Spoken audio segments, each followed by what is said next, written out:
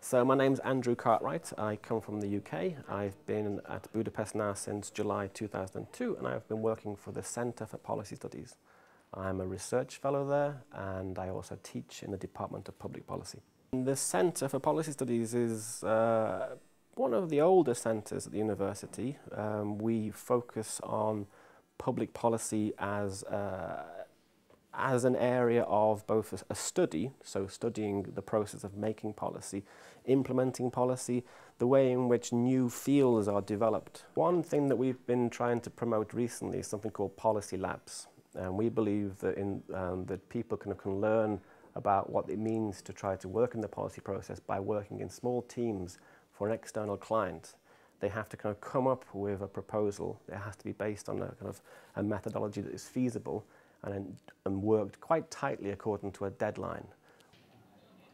I did a PhD about land reform in Romania, and that's kind of informed the research that I've been doing ever since. So the land reform programs throughout the region were about giving land back to people who once had land.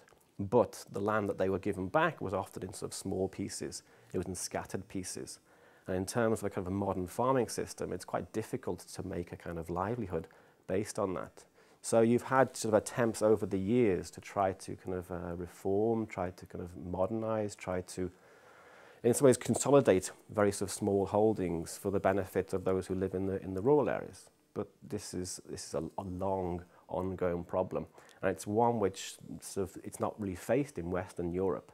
And in terms of, say, the European Union, my belief is it's not well understood the particular challenges faced by rural economies in Eastern Europe. And so we wanted to focus on one scheme which was brought in by the Hungarian government. It was called the Land for Pensions Programme. And what this does is it offers people a chance to exchange land in relation to a higher pension. It's a very sensitive question to say, is the state accumulating land from elderly pensioners who are quite poor? For some people it looks like taking advantage. And I mean, our interviews seemed to show that people were quite happy and it was a voluntary and they weren't being forced to do it. But still, we wanted to kind of see, well, would people tell us what was happening next with their land? So we went into the big farmers and we asked them, are you able now to work with the state and to now lease land from the state? And surprisingly, they said they weren't. The state seemed to be kind of holding on to land. What some people fear is that the state will accumulate large amounts of land, which it will then do what happens in other parts of the world, where you have land grabbing taking place. This is an issue which is taking place in Africa, where, say, the Saudis have been buying up enormous tracts of land to grow rice because they no longer want to grow rice in Saudi.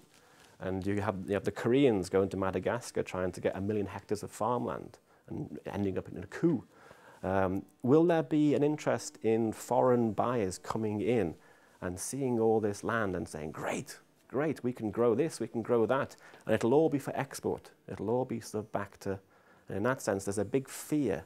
There's always fear about land. There's always kind of a wonder what will happen and whether it will be to our gain or to our loss.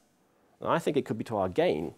I mean, speaking in this part of the world, I think it can be for a gain, but it has to be handled properly.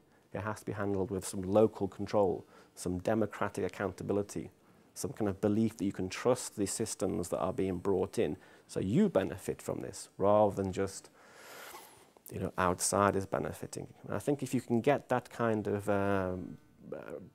presentation right, if you can kind of convince people that there is something to be gained from this and not something to lose from this, then land won't be such a kind of a scary commodity, something which people are afraid of.